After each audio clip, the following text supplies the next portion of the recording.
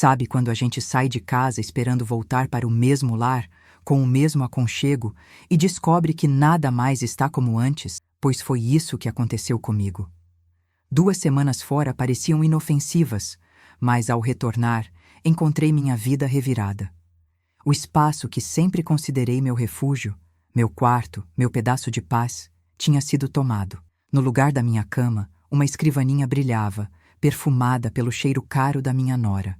Naquele instante, o chão pareceu se abrir sob meus pés. Não era apenas um móvel deslocado, era a sensação de abandono materno, de ingratidão do filho que permitiu aquela afronta, e da humilhação de ser tratada como uma intrusa na própria casa.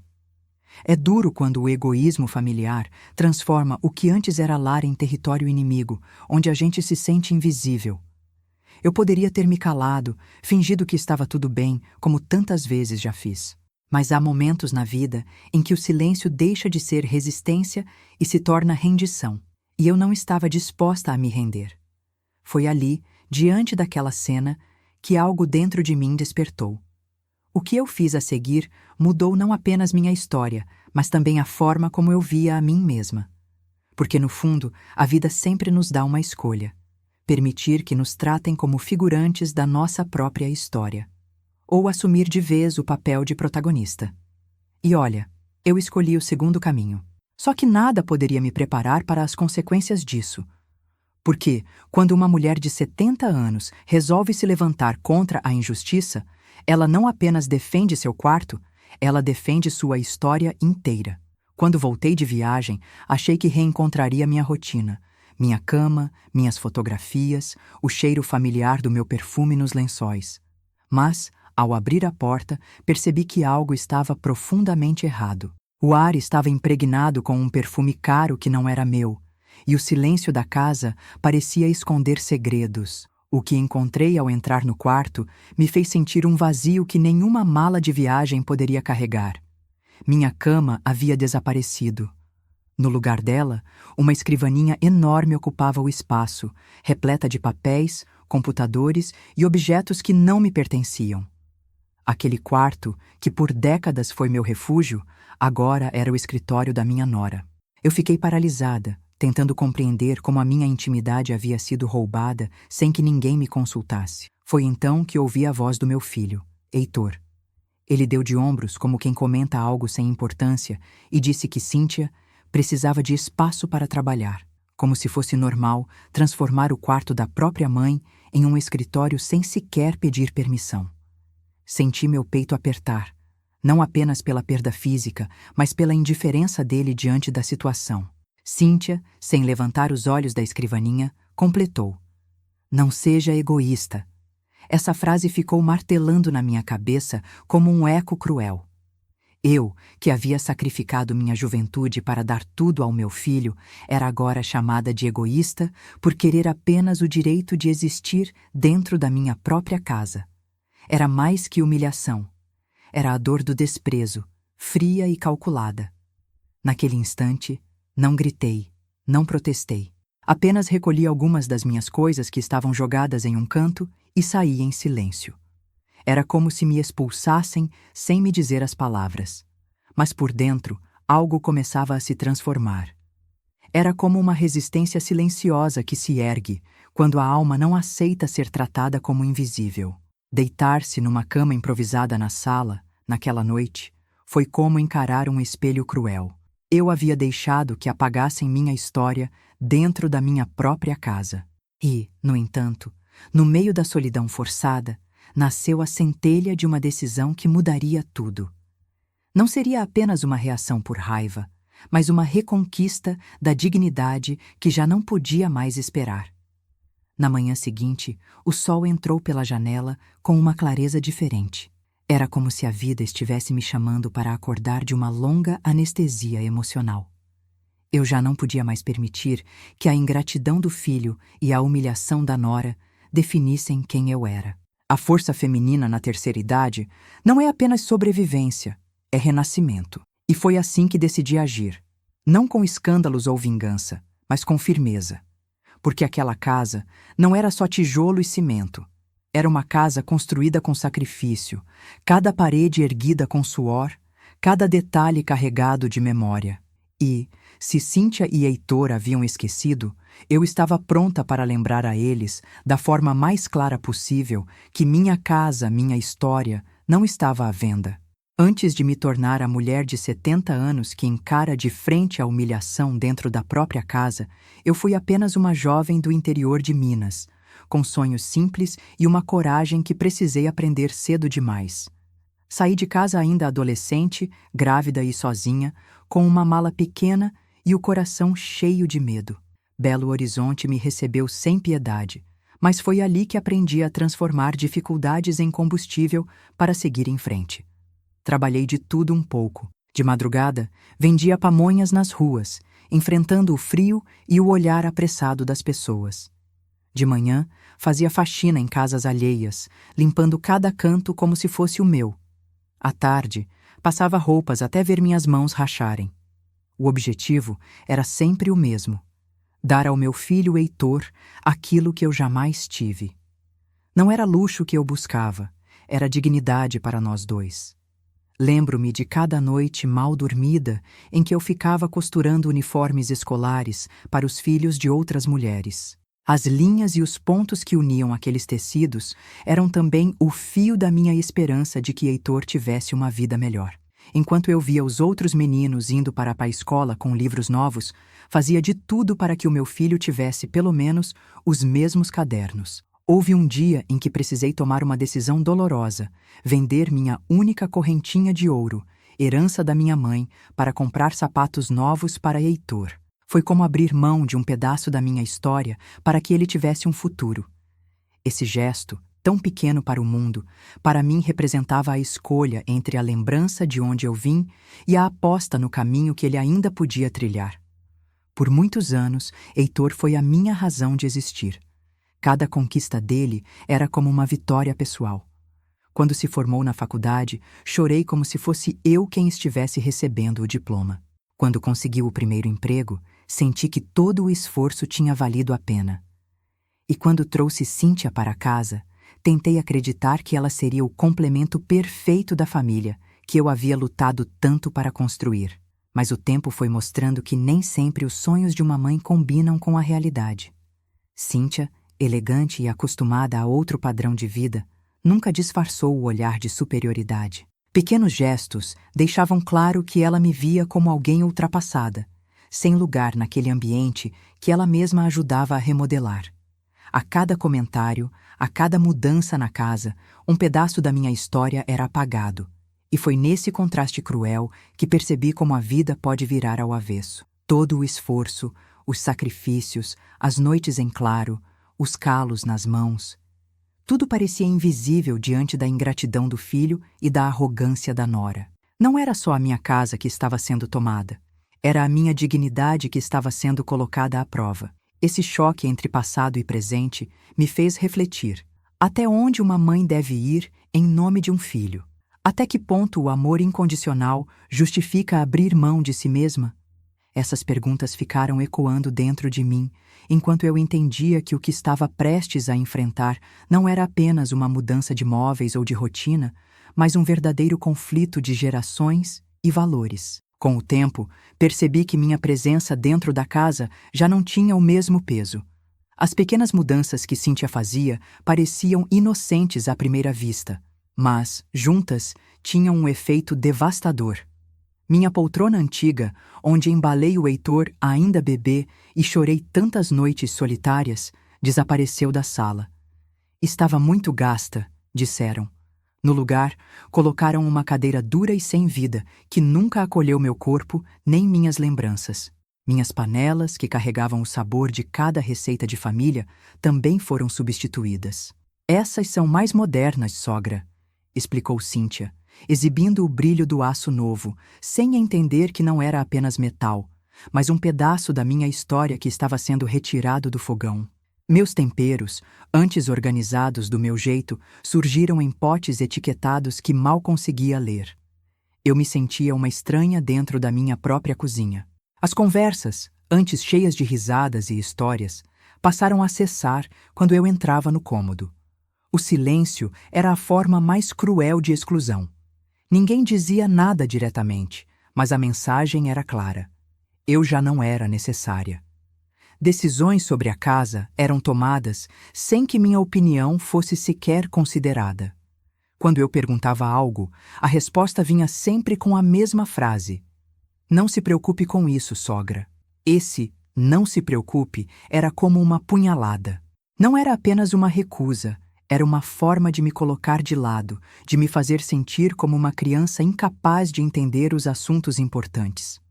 Esqueceram-se de que cada tijolo daquela casa foi pago com meu suor, cada conta de luz, cada parcela, cada sacrifício. Mas agora me tratavam como se eu fosse apenas uma visita inconveniente. Lembro-me de um dia em que estava tomando café na cozinha e ouvi Cíntia falando ao telefone com a mãe dela. Ela disse, em voz baixa: "A gente já não sabe mais o que fazer com ela. Está sempre por perto, sempre opinando. Mas essa casa deve valer mais de R$1 milhão. É muito dinheiro desperdiçado." A xícara quase escorregou das minhas mãos. Era como se eu já estivesse morta e meu lar fosse apenas um prêmio em disputa. Naquele instante, senti a dor do desprezo em sua forma mais crua. Não era apenas sobre móveis, panelas ou decisões domésticas. Era sobre me tornar invisível na casa que eu mesma havia construído. O abandono materno não se dá apenas quando um filho vai embora, mas também quando ele permanece ao lado, permitindo que outra pessoa apague a presença da própria mãe. A cada dia, eu me encolhia mais um pouco, tentando não atrapalhar, tentando me adaptar às mudanças que vinham sem aviso. Mas dentro de mim, uma chama começava a crescer. Uma resistência silenciosa que dizia: "Até aqui você aguentou. Daqui para frente precisa reagir." E foi nesse momento de humilhação acumulada que tomei uma decisão inesperada. Precisava de distância. Precisava respirar. Eu partiria por alguns dias, mas sem imaginar que essa viagem seria o estopim para tudo o que viria depois. Decidi que precisava de ar, de silêncio e de um espaço onde pudesse ser apenas eu mesma. Então, juntei minhas economias e viajei para a casa da minha irmã Aurora. Foram apenas 2 semanas fora, mas para mim pareceram uma vida inteira. Assim que cheguei, senti o peso sair dos ombros. Ali, ninguém me tratava como um estorvo. Ali, minha idade era respeitada e cada palavra minha tinha valor. A Aurora me recebeu com um abraço acolhedor que só irmãos sabem dar. Ela não precisou de muitas explicações. Bastou olhar nos meus olhos para entender que algo dentro de mim estava quebrado. Nas noites longas que passamos conversando, abri meu coração. Falei do quarto transformado em escritório, da indiferença do Heitor, da arrogância da Cíntia. A Aurora escutou em silêncio, deixando que minhas lágrimas falassem junto com as palavras. Um dia, enquanto descascávamos legumes lado a lado, ela disse uma frase que nunca esqueci. "Você criou um filho ingrato, mas a casa é sua. O nome que está na escritura é o seu. Quem decide quem mora lá é você, não eles." Aquelas palavras simples caíram sobre mim como um raio de clareza. Pela primeira vez, percebi que não era apenas vítima. Eu ainda tinha poder. Durante aquelas 2 semanas, voltei a ser quem eu era antes das feridas. Ajudei a Aurora no seu pequeno negócio de salgados, ri como não ria há meses, e me lembrei de como era ser vista como alguém útil. Foi nesse período que compreendi uma verdade dura. Bondade sem limites acaba se transformando em fraqueza. Eu tinha sido boa demais, tolerante demais, e eles haviam confundido respeito com submissão. No ônibus de volta para casa, fiquei 6 horas olhando a paisagem pela janela, refletindo sobre tudo. Pensei nos anos em que me calei para evitar discussões, nos momentos em que engoli a dor só para não desagradar. Mas percebi que cada silêncio meu era um tijolo a mais que eles usavam para erguer o muro da indiferença. A viagem me custou R$500, economizados centavo por centavo. Para muitos, poderia parecer um gasto sem sentido. Para mim, foi um investimento inestimável, porque naquele retorno, eu não trazia apenas uma mala de roupas, trazia de volta a clareza da mente e a força da decisão. Eu sabia que, ao cruzar novamente a porta da minha casa, nada seria mais como antes. O perfume de Cíntia talvez ainda estivesse impregnado no ar, mas desta vez eu não respiraria calada. Eu estava pronta para exigir o que era meu por direito. E no fundo do coração, eu já pressentia. Ao voltar, encontraria algo ainda mais doloroso do que a ausência do meu quarto.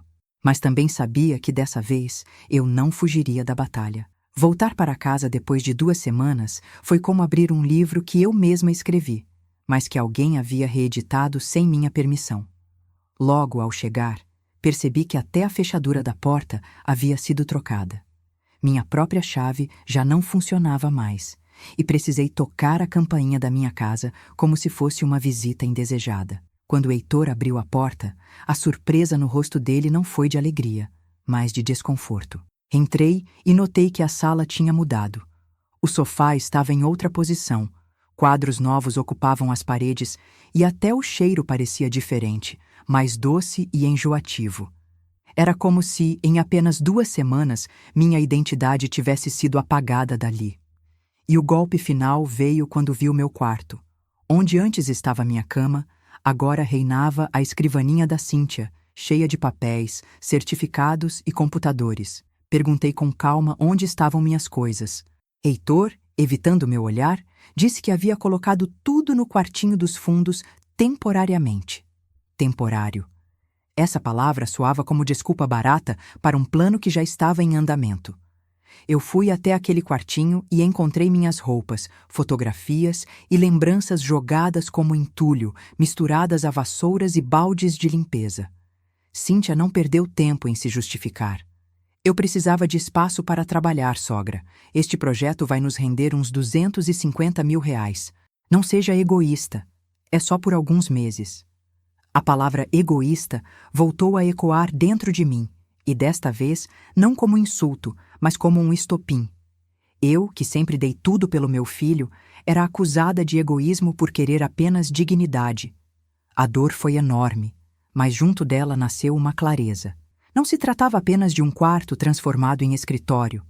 Era sobre invisibilidade na própria casa, sobre traição dentro da família, sobre o desprezo com que me tratavam. Era a tentativa de me reduzir a alguém sem voz, confinada ao quartinho dos fundos como se fosse uma lembrança velha que não servia mais. Naquela noite, deitada na cama improvisada daquele cômodo úmido e apertado, percebi que não se tratava de adaptação, mas de expulsão velada. Cada detalhe, da fechadura trocada às persianas cinzas que bloquearam a luz do meu antigo quarto, gritava que eu já não era bem-vinda. Mas, se eles achavam que eu aceitaria calada, se enganavam. Minha mãe sempre dizia: quando alguém te desrespeita uma vez, pode ser acaso, 2 vezes pode ser coincidência, mas 3 vezes é você quem está permitindo ser pisada. Eu já tinha ultrapassado esse limite há muito tempo. A humilhação daquela noite foi o empurrão que faltava, e pela primeira vez em meses, adormeci não com lágrimas de derrota, mas com a firme decisão de que faria algo para mudar. Eu não permitiria que me arrancassem da casa que construí com suor, tijolo por tijolo. Na manhã seguinte, ainda com o gosto amargo da humilhação, decidi que não dava mais para adiar. Peguei minha bolsa, organizei alguns papéis antigos e fui até o escritório de um advogado conhecido da família, o Dr. Maurício. Ele me recebeu com um aperto de mão firme e um olhar que transmitia seriedade. Contei tudo, desde a troca da fechadura até a acusação de egoísmo.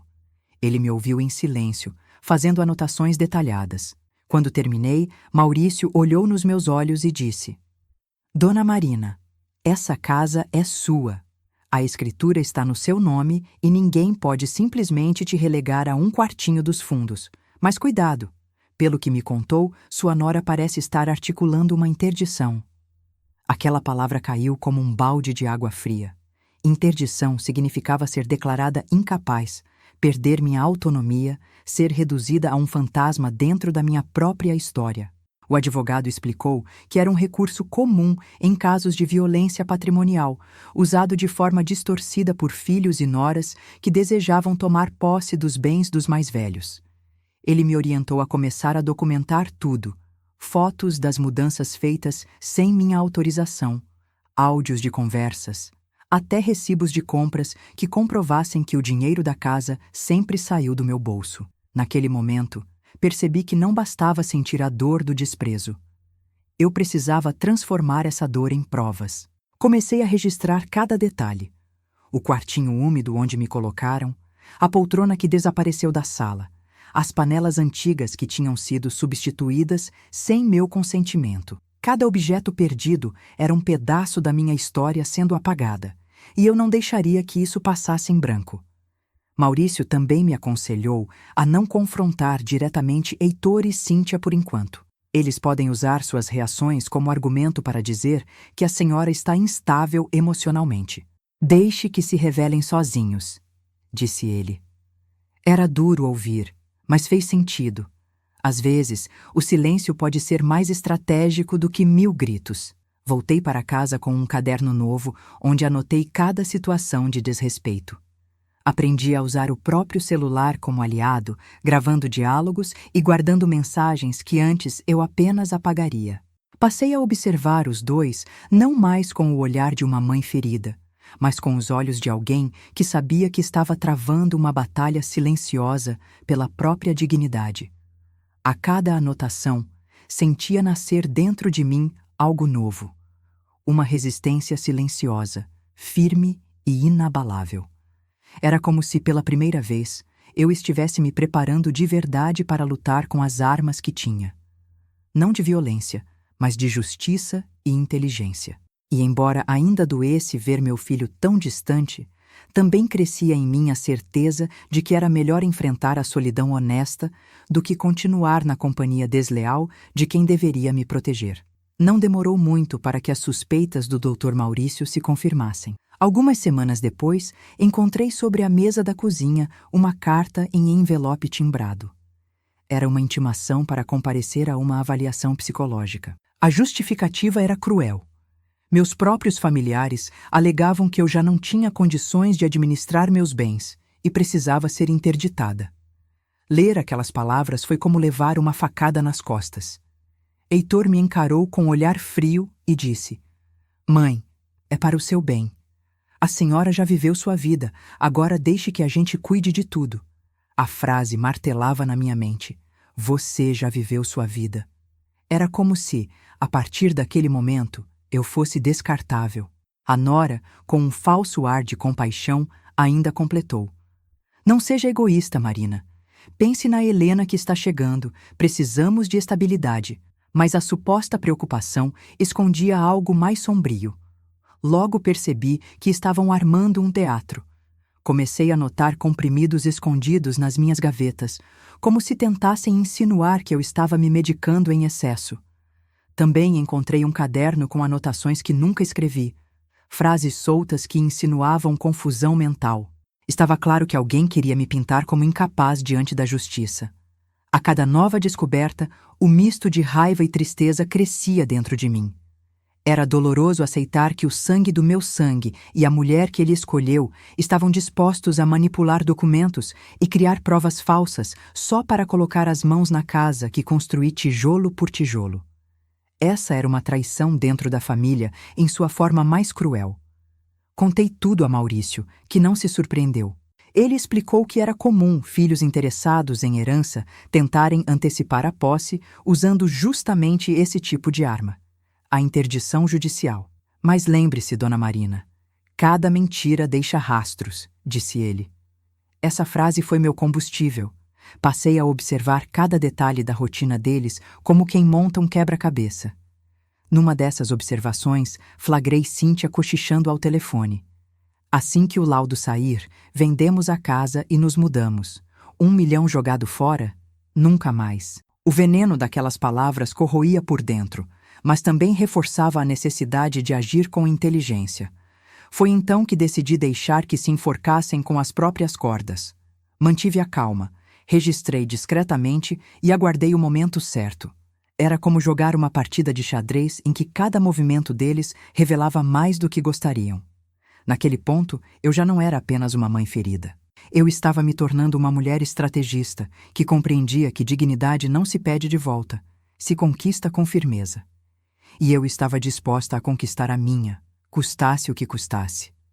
O que eles não contavam era que, por trás do meu silêncio, havia uma mulher atenta e preparada. Um certo dia, enquanto arrumava a cozinha, ouvi passos apressados no meu quarto.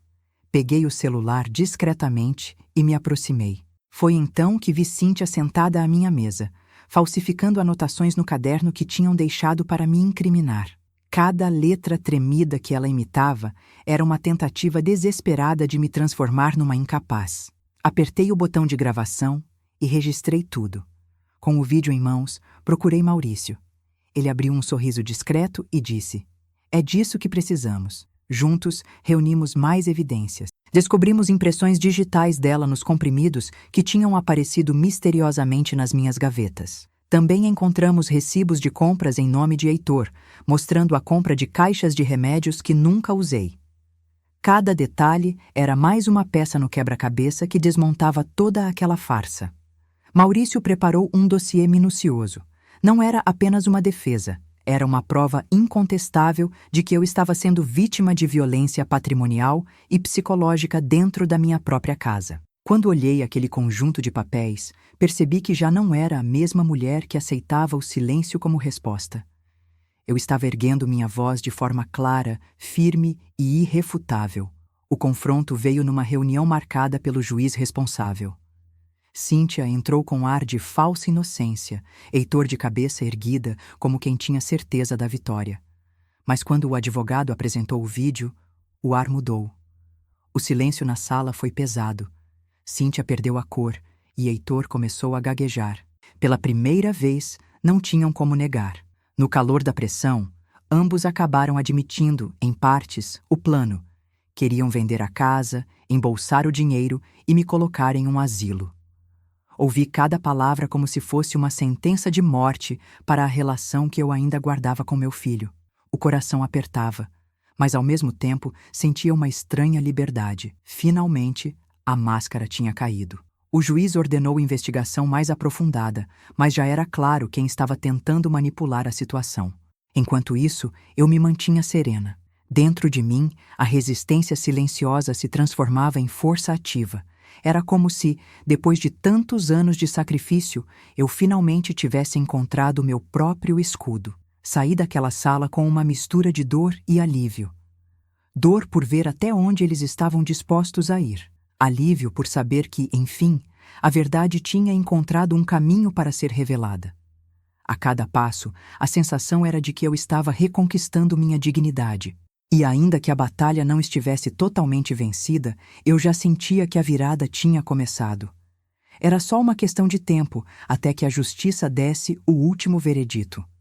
O dia da audiência final chegou com o peso de uma vida inteira. Eu me sentei diante do juiz com as mãos firmes sobre o colo, carregando comigo não apenas papéis e provas, mas também cada lembrança de sacrifício que me trouxe até ali. Quando o magistrado anunciou a decisão, senti meu coração bater mais forte. A casa era de fato minha, e Heitor e Cíntia estavam legalmente obrigados a sair. Era a vitória da verdade sobre a manipulação. A notícia caiu sobre eles como um balde de água gelada. Cíntia tentou argumentar, alegando gravidez e pedindo compaixão. Heitor, com a voz embargada, disse que tudo aquilo era exagero, que eu estava sendo cruel com o próprio filho. Mas dessa vez, não me deixei abalar. Olhei nos olhos dos dois e respondi com firmeza. Respeito não está à venda. Minha casa, minha história. Poucos dias depois, o oficial de justiça chegou. A cena foi tensa. Malas sendo arrastadas, móveis desmontados às pressas, a frieza no olhar de Cíntia contrastando com a vergonha estampada no rosto de Heitor. Eu assistia em silêncio, não com prazer, mas com a consciência de que era necessário. Às vezes, proteger a própria dignidade exige decisões que sangram por dentro. No momento da saída, Cíntia lançou a cartada final, colocou a mão sobre o ventre e disse com teatralidade: "Você vai negar um lar à sua neta que nem nasceu?" A frase ecoou pela sala como uma última tentativa de manipulação. Mas ao invés de hesitar, respondi com serenidade: "Prefiro solidão honesta à companhia desleal. Minha neta merece um futuro limpo, não construído sobre mentiras." O oficial de justiça confirmou o despejo, e a porta finalmente se fechou atrás deles. Senti um peso sair dos ombros. Não era apenas sobre a casa, era sobre recuperar algo que me tinham roubado aos poucos. Minha autonomia, minha voz, meu lugar. Pela primeira vez em muito tempo, aquele espaço parecia novamente meu. Nos dias seguintes, caminhei pelos cômodos com um misto de dor e gratidão. Dor pela ruptura familiar, gratidão por não ter me calado. As paredes que antes ecoavam desprezo, agora guardavam a memória de uma vitória conquistada com coragem. A poltrona antiga parecia sorrir para mim, e até minhas panelas, antes escondidas, voltaram ao armário da cozinha como símbolos de resistência. E embora soubesse que o futuro traria novos desafios, uma certeza já estava clara. Eu tinha provado que nunca é tarde para se defender. Que a idade não me tornava frágil, mas sim mais sábia. E que dignidade, quando protegida, tem o poder de transformar até mesmo a maior humilhação em triunfo. Naquele instante, compreendi que aquela não era apenas a vitória de uma mulher de 70 anos.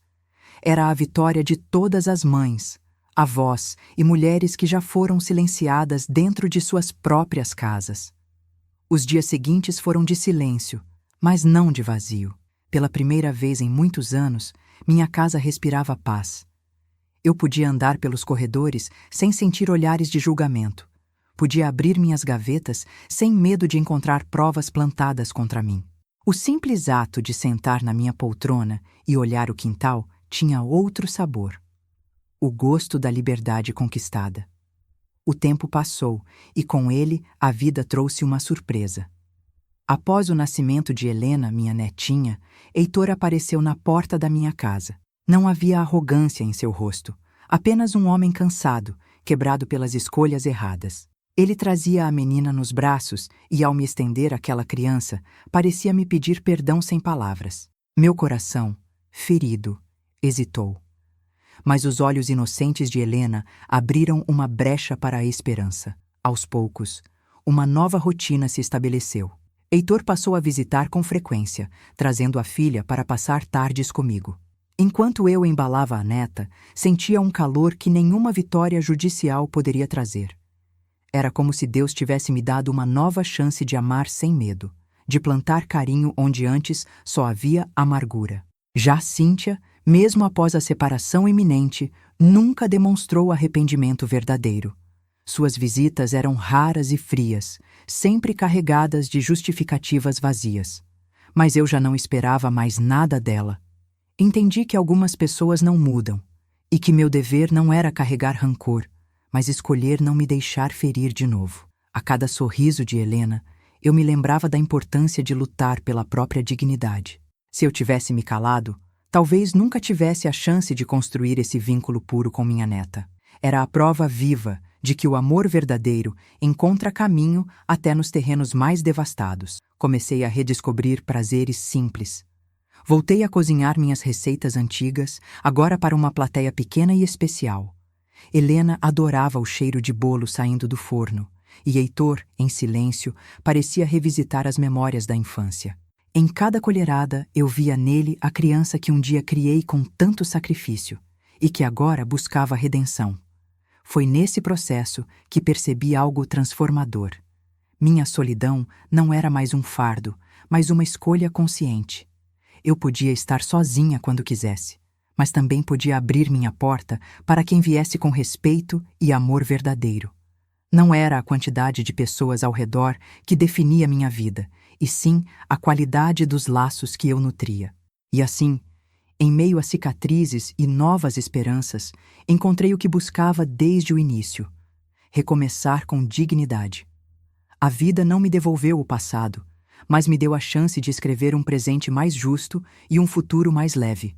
Quando olho para trás, percebo que cada lágrima que derramei foi, na verdade, uma semente. Semente de coragem, de resistência, de amor próprio.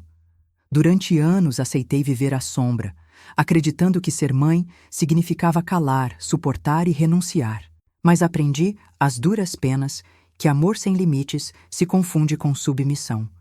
E ninguém, em nenhuma idade, merece viver aprisionado dentro da própria casa.